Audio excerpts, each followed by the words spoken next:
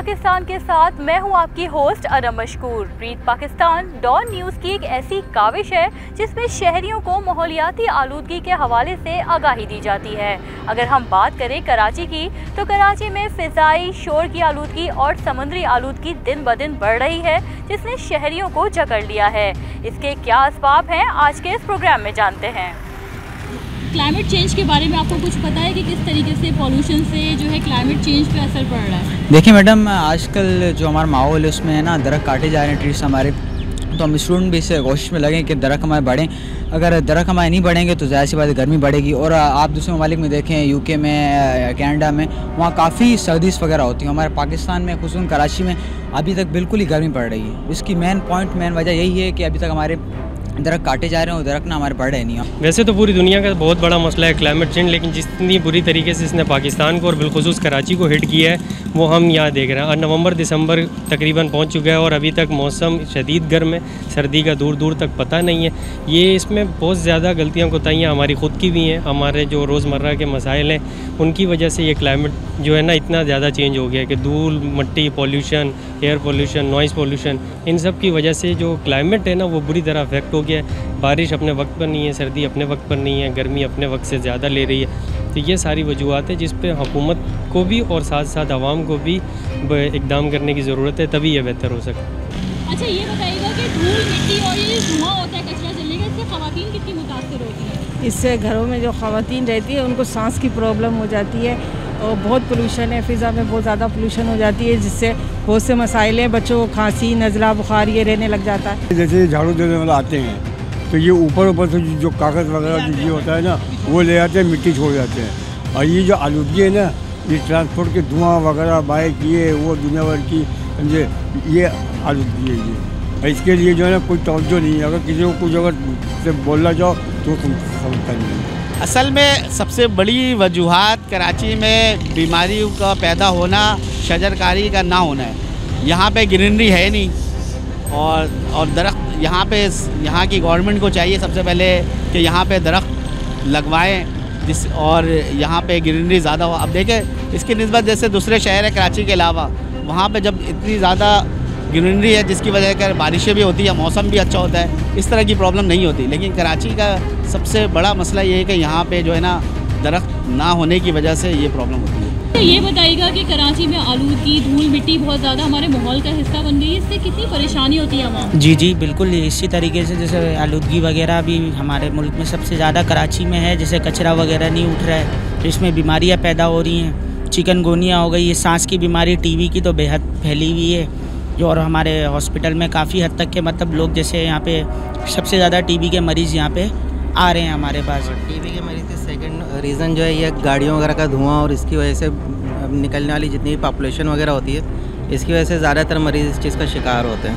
अच्छा, क्या समझते हैं कचरा उठता नहीं है तो लोग कचरा जला देते हैं, इससे अतराफ़ के लोगों में तो क्या मसाइल होते हैं? इसकी मिसाल जैसे कि अभी मुल्तान और लाहौर में स्मोक आप देख लें, वहाँ पर हर चीज़ पर लॉकडाउन लगा दिया गया था।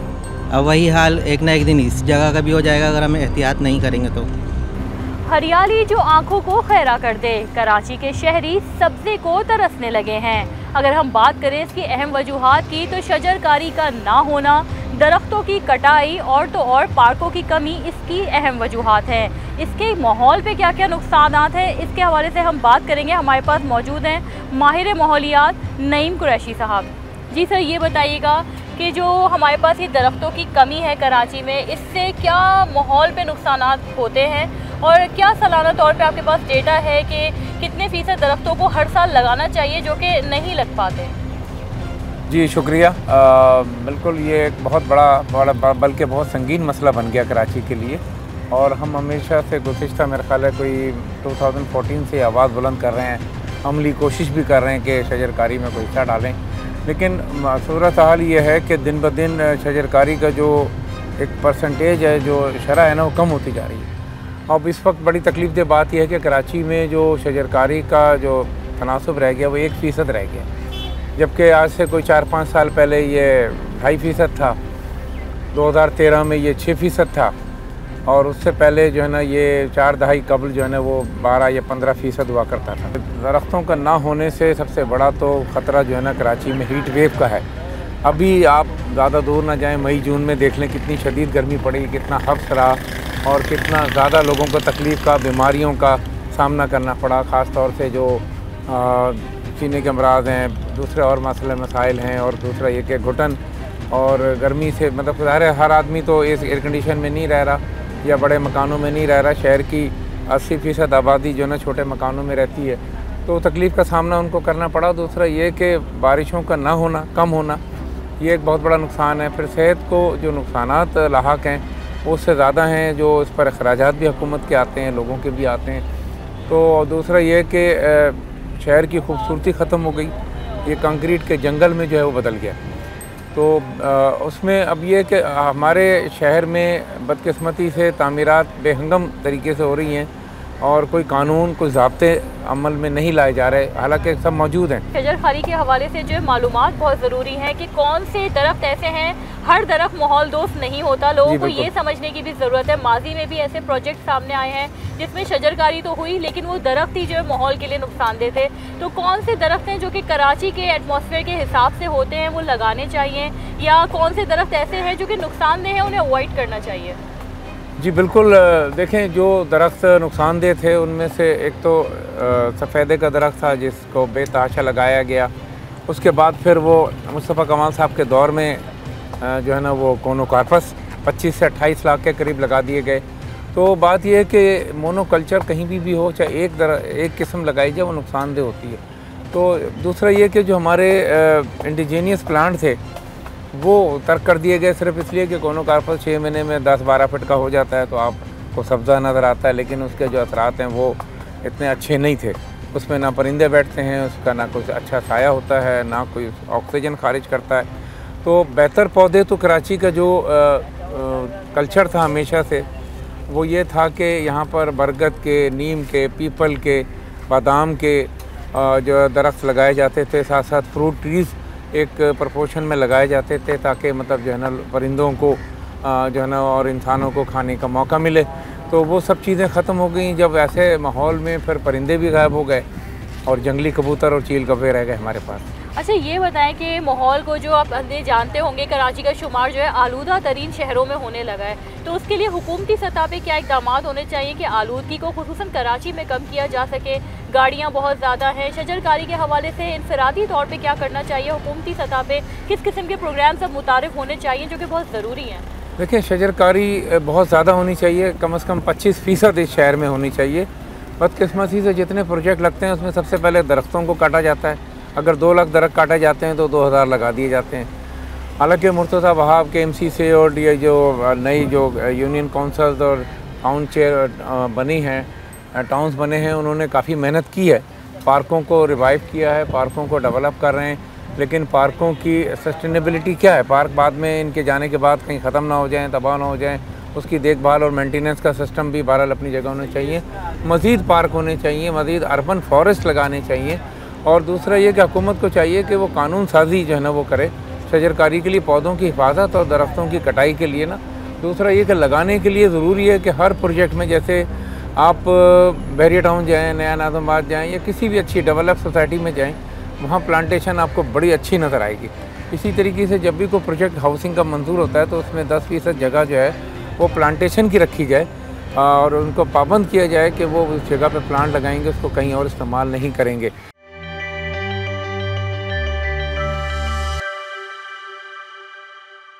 कराची के शहरियों को मौसमियाती माहौलियाती आलूदगी के साथ साथ मौसमियाती तब्दीलियों का भी सामना करना पड़ रहा है। इसकी अहम वजह यहाँ पे शहर में जो बढ़ती आलूदगी भी है, और इसके और कौन से अवामिल हैं ये जानने के लिए हमारे साथ इस वक्त क्लाइमेट एक्शन सेंटर के डायरेक्टर मौजूद है यासिर हुसैन साहब। वो बताएंगे। सर बताइएगा, कराची में आलूदगी तो बढ़ रही है लेकिन क्या वजह है कि मौसमियाती तब्दीली भी बड़े तरीके से सामने आ रही है? नवंबर जो है अपने अख्ताम पे है और सर्दी कराची में अभी तक नहीं आई, तो इसकी क्या वजह है? जी ऐसा है कि ये मौसम का हिसाब किताब इसी तरह से है कि आपको पता है कि जुलाई और अगस्त जो है वो मानसून सीज़न होता है, जो कि इसलिए इम्पॉर्टेंट होता है कि उसमें बारिशें होती हैं और वो समंदर से जो है हवा आती है तेज़, और यानी आप अगर आप समंदर पे जाएं तो एक दूसरे से की बात सुनाई नहीं देती, इतनी तेज़ होती है हवा। सो वो हवा जो है ना वो ख़राब हवा को आगे धकेल भी देती है, सो वो साफ़ भी करता है कराची की हवा। लेकिन जैसे ही आप समझें कि सितंबर अक्टूबर आता है तो वो हवा साकित हो जाती है और उसके बाद आहिस्ता आहिस्ता सर्दियाँ आती हैं। अच्छा, तो हुआ क्या है कि वो जो गर्मी है ना वो तूल पकड़ गई है और जिस वक्त मौसम चेंज होता है वो नहीं हो रहा है। इसकी वजह है क्लाइमेट चेंज की, यानी मौसमियाती तब्दीली, जो कि पूरी जो दुनिया है ना उसका जो सिस्टम है वो डिस्टर्ब हो गया है क्लाइमेट चेंज की वजह से, ग्लोबल वार्मिंग की वजह से ना। तो इसकी वजह क्या है कि क्लाइमेट चेंज हो गया? क्योंकि इससे पहले सालों में हमने देखा है कि नवंबर के शुरू में या मिड में जो है सर्दी आ जाती थी, लेकिन अब कराची वाले तो ख़ास तौर पे कराची वाले तो इंतज़ार ही करते रह गए और इस बार जो है सर्दी का कोई इम्कान नहीं नजर। जी हाँ, बिल्कुल सही है। और वो जो आती है ना जिसे हम कहते हैं कोयटा वाली सर्दी और होठ खुश्क हो रहे होते हैं, वो अभी तक नहीं आई है। जी बिल्कुल। और आप समझे 15 नवंबर गुजर चुकी है। ठीक है, तो ये लेट है सीज़न और इसकी वजह से एग्रीकल्चर पे भी नुकसान होता है लोगों का। और ये और इस वक्त जो है वो हमारी एयर क्वालिटी कुछ बेहतर है, क्योंकि जैसे ही वो हवा आती है तो हवा बिल्कुल रुक जाती है और जो ज़मीन से हवा आती है यानी समंदर की तो तेज़ होती है, ये बहुत कम स्पीड की होती है। तो जितना गुबार और जितनी आलूदगी है वो मुअल्लक़ हो जाती है शहर के अंदर ही, तो उसकी वजह से एयर क्वालिटी ख़राब हो जाती है और ये 4 महीने रहता है, यानी कि नवंबर, दिसंबर, जनवरी और फरवरी। अच्छा, इसमें तो हम बात कर ही रहे हैं क्लाइमेट चेंज के हवाले से, साथ साथ ये बताइएगा माहौलियाती आलूदगी जो कि सबसे बड़ा चैलेंज बन गई है कराची के शहरियों के लिए, बीमारियां फैल रही हैं, मसाइल बढ़ रहे हैं, क्या कहेंगे कि सबसे जो मेन कौन सा कॉज है इसका जो इन्वायरमेंटल जो है पोल्यूशन को बढ़ा रहा है? जी देखिए, इससे नुकसान बहुत सारे हैं। हेल्थ को, एयर क्वालिटी का ख़ास तौर पर बहुत ज़्यादा नुकसान है।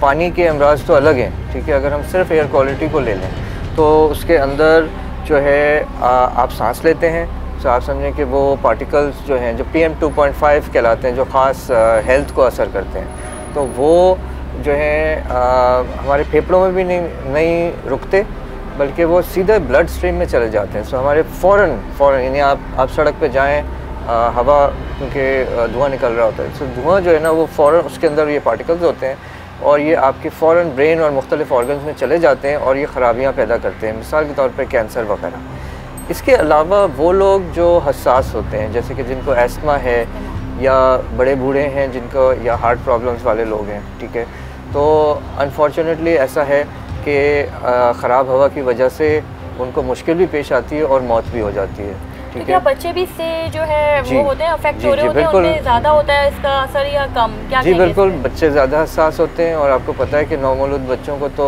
ऑक्सीजन दी जाती है और जो प्रेग्नेंट ख़वातीन हैं आप समझें कि वो प्रेगनेंसी के दौरान उसके असरात जो हैं वो शुरू हो जाते हैं। कहेगा कि कार फ्री जोन्स बनने चाहिए क्योंकि गाड़ियाँ भी बढ़ गई हैं तो धुआं बढ़ गया है, तो इसके हवाले से क्या होना चाहिए? कोई आप कुछ कहना चाहेंगे इस हवाले से? जी बिल्कुल। सो अगर आप सीरियस प्लान करें कि जनाब हम अपने शहरों की हवा को कैसे साफ़ कर सकते हैं, सो उसमें 2 चीज़ें नज़र आती हैं जो कि लॉन्ग टर्म भी हैं, ठीक है ना। एक तो शॉर्ट टर्म, तो ये इमरजेंसी वाली चीज़ें हो गई कि आप लोगों की हिफाजत करें, छुट्टियाँ हो गई हैं, लेकिन ये मुस्तकिल हल नहीं है। इसी तरह से बारिश जो है वो मुस्तकिल हल नहीं है, जो आर्टिफिशियल रेन वाली बातें हुई, तो अब वो क्या होता है कि 1 घंटे के लिए हवा साफ़ हो जाती है, बैठ जाती है गर्द गुबार, लेकिन ये कि 1 घंटे बाद क्योंकि मुस्तकिल पैदा हो रहा है गाड़ियों से, तो वो फ़ौरन दोबारा से उसका लेवल ऊपर आ जाता है। तो मुस्तकिल हल ये है कि आप शहर के अंदर, ख़ास तौर पे अंदरूनी शहर जैसे ना जहाँ ज़्यादा लोग ज़्यादा तादाद में भी हैं, रहते भी हैं, काम भी करते हैं, तो उन इलाकों में उनको आप कार फ्री कर दें, यानी वहाँ पेट्रोल और डीज़ल की गाड़ी न ट्रक आएगा, वो सिर्फ इलेक्ट्रिक के आएंगे। सो ये गवर्नमेंट की पॉलिसी जो है ना वो इनकरेज करेगी कि लोग इलेक्ट्रिक व्हीकल्स की तरफ जाएँ जिसमें ना धुआं निकलता है, ना वाइब्रेशन होती है, ना आवाज़ होती है, और इसको क्लीन आप कह लें कि क्लीन टेक्नोलॉजी है, ग्रीन टेक्नोलॉजी है। ये पब्लिक ट्रांसपोर्ट का निज़ाम है वो बेहतरीन होना चाहिए, जो कि कराची बहुत पीछे रह गया। ना ट्रेन है हमारे पास, ना प्रॉपर बसों का है जो पूरे शहर को कवर करता है। तो जो BRTs बन रही हैं बहुत अच्छा है, जो शर्जील मेमन साहब इलेक्ट्रिक की बसें कुछ लाए हैं, ठीक है, उनका ख्याल है कि ये 500 तक लेके जाएंगे, लेकिन 500 भी कम है, ये 5000 तक जानी चाहिए। कराची इतना बड़ा है, यानी 3 नंबर की बात हो रही है, तो यहाँ सॉरी मैं आपको इंटरप्ट कर रही हूँ, कसीरों मंजिला जो इमारतें बन रही हैं विदाउट NOC इन्वायरमेंट जो डिपार्टमेंट है उससे लिए बगैर जो है बन रही हैं, उस हवाले से पूरा निज़ाम मुतासर हो रहा होता है, तो इस पर क्या कहेंगे? प्लस दरख्तों की कटाई भी हो रही होती है इसमें बड़े पैमाने पे, पार्क ख़त्म होते जा रहे हैं, क्या ये भी एक कॉज है आलूदगी के बढ़ने का? जी, ये बहुत इम्पोर्टेंट पॉइंट है। इसमें एक तरफ तो ये कि हम लोग जो कराची का शहर है ये मैंग्रोव्स के बिल्कुल साथ है, जो इंडस डेल्टा है, तो उसके जंगलात जो है ना अभी भी काटे जा रहे हैं। ठीक है, हालांकि मुराद अली शाह साहब ने अभी अनाउंस किया है कि एक बहुत बड़ा मैंग्रोव्स का प्रोजेक्ट जो है वो कॉप में उन्होंने अनाउंस किया है, लेकिन एक तरफ मैंग्रोव्स लगाने की बात हो रही है और दूसरी तरफ कटाई भी हो रही है। अच्छा, लेकिन एक दरख्तों के हवाले से एक मिसकंसेप्शन भी है, एक आप कह लें कि लोगों के जहनों में एक ये आइडिया है कि दरख्त जो है हर तरह की हवाई आलूदगी को साफ़ कर देते हैं, लेकिन बात यह है कि ट्रैफिक की जो आलूदगी है, जो ट्रैफिक से जो धुआं निकलता है, उसमें सिर्फ कार्बन डाइऑक्साइड दरख्त साफ़ कर पाता है, उसका ऑक्सीजन बना देता है, लेकिन दीगर जो nitrogen oxide, sulphur oxide, carbon monoxide हैं, ये हर जानदार चीज़ को नुकसान पहुंचाते हैं, बशमूल दरख्तों के और इंसानों के। रह जाते हैं ये रह जाते हैं और ये जहर है। मतलब ये इसमें आप डॉक्टर से पूछेंगे ना, तो आप कहेंगे नाइट्रोजन डाइऑक्साइड के क्या नुकसान है। सिंपल आंसर ये है कि ये बहुत ज़्यादा नुकसानदेह और जहर की तरह है। तो यहाँ पे हम बात कर रहे थे किस तरीके से जो है माहौलियाती आलूदगी मुतासिर कर रही है शहरियों को, उनकी ज़िंदगियों को। इसके लिए ना सिर्फ जो है हुकूमती सतह पर इक़दामात की ज़रूरत है, बल्कि जो शहरी हैं वो अपने तौर पर भी एहतियात करके जो है बहुत सारी बीमारियों से बच सकते हैं।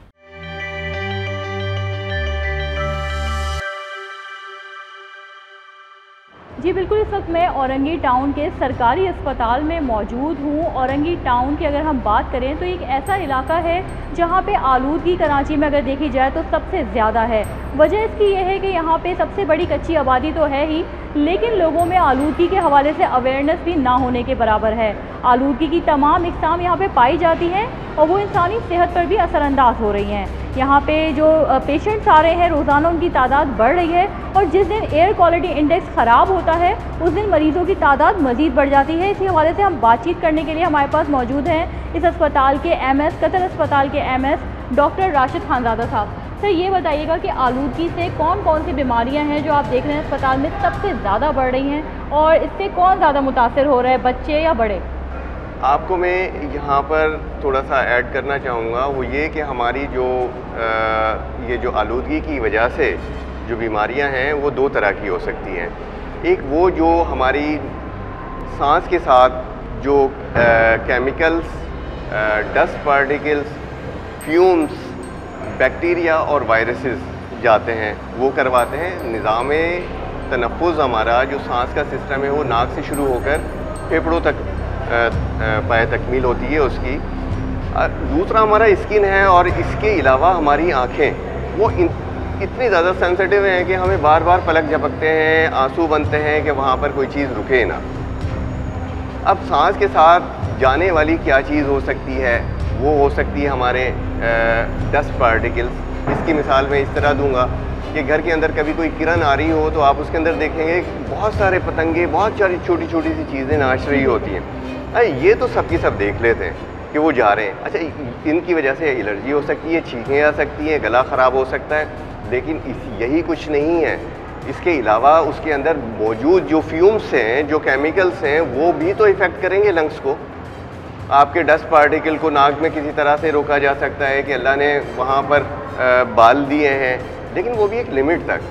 लेकिन क्या बैक्टीरिया को रोक सकती है? वो नहीं रोक सकती। क्या वायरसेस को, क्या केमिकल्स जो उस फ़ज़ा के अंदर मौजूद हैं, जो जलने की वजह से, कूड़ा जलने की वजह से या किसी भी दूसरी वजह से, या वायरसेस जो मौजूद है इसकी वजह से हमारे निज़ाम तनफ़ुज़ जिसको कहा जाए, सांस की जो नालियाँ हैं और सांस का जो पैरेन्काइमा है नीचे, वो सारा का सारा इफेक्ट होता है। तो सर ये बताइएगा कि कौन कौन सी ज़्यादा बीमारियां हैं जो इस आबादी में आप देख रहे हैं कि पाई जाती हैं और जिसकी वजह माहौलियाती आलूदगी है, और उससे जो है इंफरादी तौर पे नहीं बचने के लिए क्या एहतियात करनी चाहिए? क्योंकि हुकूमती सतह पे तो बड़े लेवल पे काम होते रहेंगे, लेकिन इंफरादी तौर पे भी तो कुछ तवज्जो देने की ज़रूरत है। इंफरादी तौर पर अगर मैं कहूँ तो जिस तरह हमारे मज़हब के अंदर है सफाई निस्फ़ ईमान है, तो वो खाने के अंदर सबसे पहले सफाई, आपकी खाने की साफ़ सुथरा, आपका माहौल साफ़ सुथरा होना। आपको कचरा जलाना नहीं है, आपको कचरा रोडों पर फेंकना नहीं है। आपने सफाई सुथराई का इस तरह रखना है कि न सिर्फ आप बचें बल्कि दूसरे लोग भी बचें। ये कच्ची आबादी होने की वजह से गलियां तंग हैं, सफाई का फुकदान है, कचरा बहुत ज़्यादा होता है, फिर उसको जला दिया जाता है। आपको मैं छोटी सी एक बात बताता हूँ कि दरख्त के नीचे सो जाने से रात के टाइम नुकसान होता है, क्योंकि कार्बन डाइऑक्साइड सिक्रीट करता है। जब आप जलाते हैं ना कचरा, तब भी कार्बन डाइऑक्साइड होती है। आपको आपके सांस की नालियों के अलावा आपको इवन के इतने ज़्यादा हैज़र्डस केमिकल्स होते हैं कि वो आपको स्किन तक का कैंसर करवा सकते हैं। जी बिल्कुल, तिबी माहिरीन का भी मानना है कि आलूदगी ना सिर्फ हमारे सांस के निज़ाम को मुतासर करती है और आँखों के लिए इन्फेक्शन के मसाइल पैदा करती है, बल्कि ये सांस के ज़रिए हमारे खून में शामिल होकर फालिज और ब्लड प्रेशर के मरीज़ों के लिए भी ख़तरा है।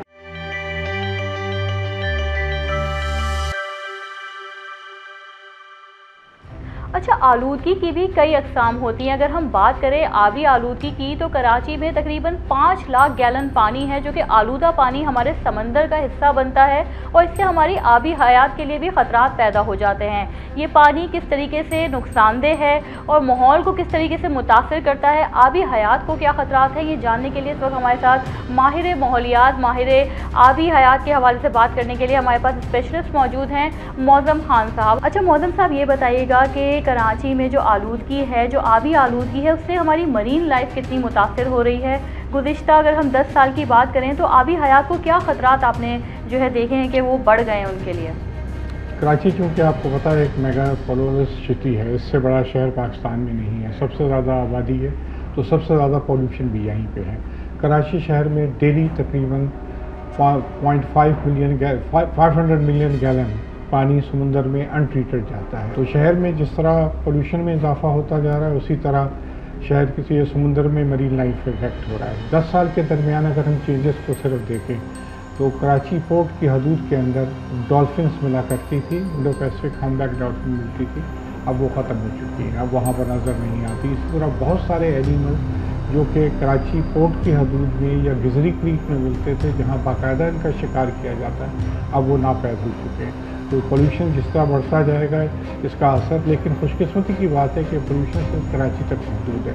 माहीगीर जो मछली पकड़ते हैं उनके फिशिंग ग्राउंड जो है कराची से बहुत दूर है, लिहाजा हमें मछली खाते हुए डरने की कोई ज़रूरत नहीं। लेकिन अगर कराची पोर्ट की हदूद में या अगर गिजरी क्रीक इलाके से अगर मछली पकड़ी जाएगी जो कि ना होने के बराबर है, तो उससे नुकसान हो सकता है। तो ये बहुत बड़ी तादाद में एनिमल्स का खात्मा हुआ इस इलाके से और ये कंटिन्यूस होता रहेगा जब तक के पोल्यूशन पे हम कंट्रोल नहीं करेंगे। अच्छा सर, ये तो आपने बताया अनट्रीटेड वाटर के बारे में, किस तरीके से वो हमारे समंदर में शामिल हो रहा है, उसको आलूदा कर रहा है, लेकिन जो सॉलिड वेस्ट हमारे समंदर का हिस्सा बनता है इसके बारे में भी बताइएगा कि उससे क्या नुकसानात होते हैं, वो किस तरीके से समंदर में शामिल रहता है या समंदर उसे बाहर निकाल के फेंकता है? क्योंकि ऐसा भी हमने देखा है कि अक्सर जो है एक लहर आती है और सारा कचरा हमारे साहिल का हिस्सा बन जाता है। कराची चूँकि पाकिस्तान का सबसे बड़ा शहर है, लिहाजा सॉलिड वेस्ट या कूड़ा भी यहाँ सबसे ज़्यादा प्रोड्यूस होता है। एक रफ एस्टीमेट के हिसाब से 12,000 से 15,000 टन कूड़ा कराची शहर में डेली प्रोड्यूस होता है और इसमें से तकरीबन अब सिविक इदारे 90% उठा लेते हैं, लेकिन 2,000 से 3,000 टन कूड़ा अभी भी अनअकाउंटेड फॉर है, जो कि माहौल का हिस्सा बन जाता है, हवा के ज़रिए फैल जाता है या दूसरी सूरतों में, और बारिशों के ज़रिए समुंदर के किनारे पहुंच जाता है, समुंदर में पहुंच जाता है। तो कराची की हदूद के साथ साथ जो समुंदर है उसके अंदर वो पूरा इलाका हेविली पोल्यूटेड है और उस इलाके में इतनी मरीन लाइफ कोई भी नहीं है सिवाय कूड़े के। और इसका सबूत हमें ऐसे भी मिलता है कि अभी जैसे बिपरजॉय का तूफ़ान आया था, साइक्लोन आया था, तो कराची की बीचेस पे टनों कूड़ा उसने ला के डाल दिया था और वो फिर फौरी तौर पे 2-3 नाइट्स के बाद वापस समुंदर में चला गया था। कूड़ा वहीं पे मौजूद है और ये कूड़ा भी ख़तरनाक पोल्यूटेंट है। इस कूड़े की वजह से मरीन लाइफ पे इफ़ेक्ट होता है। जो किनारे तक फ़िशिंग की जाती थी अब ना होने के बराबर फ़िशिंग है। माहीगीर कराची के साथ साथ जो पहले मछली पकड़ते थे हज़ारों की तादाद में थे, अब सिवाय चंद के कोई माहीगीर को इस इलाके में कमर्शियल फ़िशिंग नहीं करता, क्योंकि अगर आप जाल डालें तो उसमें सिर्फ कूड़ा आता है। जो पोल्यूशन होता है उसके मैं और आप ज़िम्मेदार हैं। इंसान खुद प्रोड्यूस करता है, नेचर कभी पोल्यूशन प्रोड्यूस नहीं करती। तो जब इंसान खुद प्रोड्यूस करता है तो उसको कंट्रोल करने के इंसान को हिस्सा लेना पड़ेगा। कराची शहर में आज से 20 साल पहले हर घर के सामने सम टैंक होता था, पानी डायरेक्ट उसमें समुद्र में या दल नालों में नहीं जाता था, लेकिन अब वो किसी भी जगह पर सम टैग मौजूद नहीं है। लिहाजा हम तमाम पानी ट्रीटेड, अनट्रीटेड, इंडस्ट्रियल वेस्ट सारा समुद्र में डाल सकते हैं। हमें उसको खुद कंट्रोल करना पड़ेगा। हम जब कम कूड़ा प्रोड्यूस करेंगे, कम लिक्विड प्रोड्यूस करेंगे तो इसका इम्पैक्ट पड़ेगा। लिहाजा अवेयरनेस होनी चाहिए लोगों को कि वो गैर ज़रूरी तौर पे पानी का ज़िया ना करें, दूसरी चीज़ें पानी में ना फेंकें, जहरीली केमिकल ना फेंकें, अपने घर के खाने ना फेंकें, सालन नहीं फेंकें। ये सब चीज़ें समुद्र में जाकर नुकसानदेह होती हैं। इस वक्त हमने मुख्तलिफ पहलुओं पे बात की, लेकिन सबसे अहम सवाल है कि जो समुद्री आलूदगी है उसकी कितनी अक़साम होती है। सर वो हमारे नाज़रीन को बताइएगा कि कराची में वैसे तो माहौलियाती आलूदगी में हर चीज़ शामिल है, लेकिन ये समुद्री आलूदगी है उसकी कितनी अक़साम है? समुद्री आलूदगी की बहुत सारी अक़साम है। सबसे पहली तो बात यह है कि हम लिक्विड और सॉलिड की जिक्र कर चुके हैं कि पानी का ज़ाया होना समुद्र में और कूड़े का फेंकना ये अपनी जगह है। कराची के साहिल के साथ साथ दुनिया के तमाम साहिलों के साथ साथ पावर प्लांट बनते हैं और हमारे कराची के साहिल पर बहुत सारे पावर प्लांट हैं, वो अपना गर्म पानी समुद्र के अंदर फेंकते हैं जो बहुत बड़ा पोल्यूटेंट है। इसके अलावा बहुत सारे कारखाने डायरेक्ट अपना पानी फेंकते हैं। समुद्र के पानी को पावर प्लांट को ठंडा करने के लिए इस्तेमाल होता है, तो उसमें केमिकल्स भी फेंके जाते हैं। इसके अलावा इवन जो रोशनी है वो ख़ुद भी एक बहुत बड़ी पोल्यूशन है। लोग जो समुद्र के किनारे जश्न मना रहे होते हैं या जो रोशनी को फैला रहे होते हैं या पूरी रात लाइटें जला रखते हैं, उससे एनिमल्स डिस्ट्रैक्ट होते हैं। जो टर्टल्स ख़ास तौर पे या बहुत सारे एनिमल जो अपने अंडे देने के लिए मखसूस जगह पे आते हैं वो डिसओरिएंट हो सकते हैं। पोल्यूशन की इकसाम में ऐसी चीज़ें भी शामिल हैं जिनको हम बहुत मामूली चीज़ें समझते हैं, जिनको एनिमल इनगल्फ कर लेते हैं, अपने गज़ा का हिस्सा बना लेते हैं, जैसे थैलियों की मिसाल आपने बताई, और बहुत सारी ऐसी चीज़ें मौजूद हैं। पोल्यूशन की इकसाम की कमी नहीं है। इंसान के हर इस्तेमाल किया ज़ाया किया हुआ सामान समुद्र जाता है, वो पोल्यूशन बन जाता है। कराची में जहां दिन ब दिन माहौलियाती आलूदगी बढ़ती जा रही है, शहर का जो है नाम अगर बात की जाए आलूदा तरीन शहरों में किया जाने लगा है, तो इसके हल के लिए शहरी हुकूमत क्या कर रही है, ये जानने के लिए इस वक्त हमारे साथ मौजूद हैं मेयर कराची मुर्तज़ा वहाब साहब। सर ये बताइएगा, एक जानिब तो शहर में तरक्याती काम हैं, धूल मिट्टी के अंबार लगे हैं, साथ साथ बेहंगम ट्रैफिक भी है, तो आप लोगों ने इसका कोई हल कुछ सोचा है आप लोगों ने? आपने तो अपने सवाल में सारी मौत का मंजर पेश कर दिया, इसका क्या जवाब दूँ मैं भी। इतनी बुरी सिचुएशन नहीं है। हाँ बिगाड़ है, ख़राबी है, उस ख़राबी को एड्रेस करने के लिए ताकि लोगों को ये मुश्किलात ना हो, इसलिए इंफ्रास्ट्रक्चर को इम्प्रूव किया जा रहा है। ये नहीं कि लोगों की मुश्किलात में इजाफ़ा हो। सिमिलरली शहर के अंदर जो ग्रीन कवर है, जो प्लांटेशन है, उसको बढ़ाया जा रहा है। अर्बन फॉरेस्ट को बड़ा हमने इनकरेज किया। अपने पार्क्स, पब्लिक स्पेसेस के अंदर प्लांटेशन को हमने बढ़ाने के लिए कोशिश की है।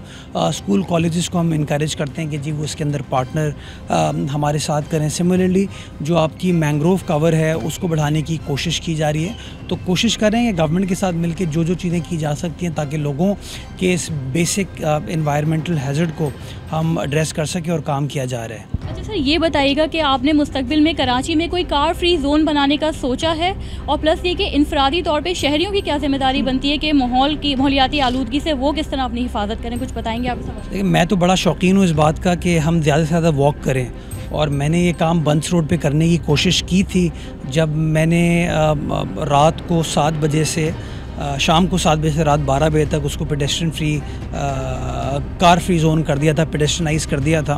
लेकिन अनफॉर्चुनेटली कुछ लोग अदालत चले गए और अदालत ने उस इनिशिएटिव को ख़त्म कर दिया। तो मैं तो चाहूँगा अगर डॉन इसके अंदर हमारी रहनुमाई करे, मदद करे पब्लिक परसेप्शन बिल्ड करने में कि अगर हम इस तरह के कार फ्री जोन्स बनाएंगे तो वो एक अच्छी एक्टिविटी हमारे शहर में हो सकती है और शहर हमारा अच्छा हो सकता है। लेकिन अनफॉर्चुनेटली जब भी कोई काम किया जाता है तो उसके कुछ सपोर्टर्स भी होते हैं, कुछ क्रिटिक्स भी होते हैं। अनफॉर्चुनेटली क्रिटिक्स जो हैं वो ज़्यादा स्ट्रॉन्ग हो जाते हैं और जो प्रोपोनेंट्स होते हैं वो कहीं ना कहीं फंस जाते हैं बेचारे। तो मैं चाहूँगा कि डॉन इस चीज़ के अंदर हमारी मदद करे, मीडिया कोई हाउस हमारी मदद करे। मैं तो पर्सनली इस चीज़ का बड़ा मुतरफ़ हूँ और मैं चाहूँगा कि शहर के अंदर इस तरह की चीज़ें हों। जी बिल्कुल, इस वक्त मुर्तज़ा वहाब साहब हमारे साथ मौजूद थे जो कि बता रहे थे किस तरीके से शहरी हुकूमत जो है कार फ्री जोन बनाने के लिए भी दिलचस्पी लगती है, लेकिन इसके बावजूद यहाँ पे कुछ प्रोजेक्ट्स हैं जो कि मुसलसल अल्तवा का शिकार है।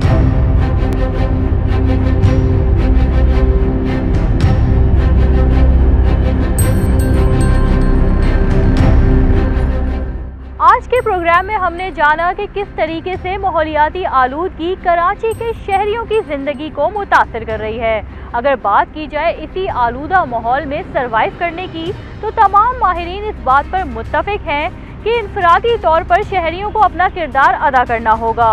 इसके साथ ही अपनी मेज़बान अनम मशकूर को डॉन न्यूज़ के स्पेशल प्रोग्राम ब्रीफ पाकिस्तान के साथ दीजिए इजाज़त। अल्लाह हाफिज़। Breathe Pakistan, a Dawn Media initiative. Let's weather the change together.